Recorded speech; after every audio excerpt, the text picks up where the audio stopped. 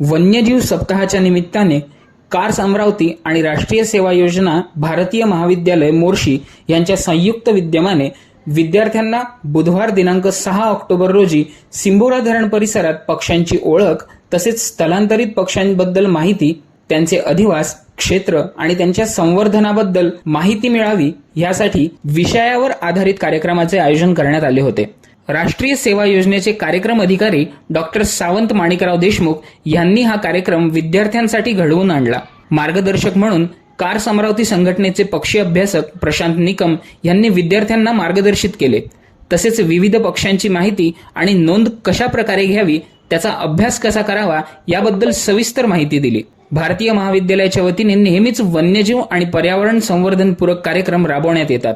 त्याच उद्देशाने आजच्या कार्यक्रमाचे आयोजन करण्यात आले होते। विद्यार्थ्यांनी जास्तीत जास्त संख्येने वन्यजीव आणि पर्यावरण संवर्धनात पुढाकार घ्यावा हा त्यामागचा हेतू होता, असे मत महाविद्यालयाचे प्राध्यापक डॉक्टर सावंत यांनी व्यक्त केले। सदर कार्यक्रमात महाविद्यालयाचे 50 विद्यार्थी सहभागी झालेले होते।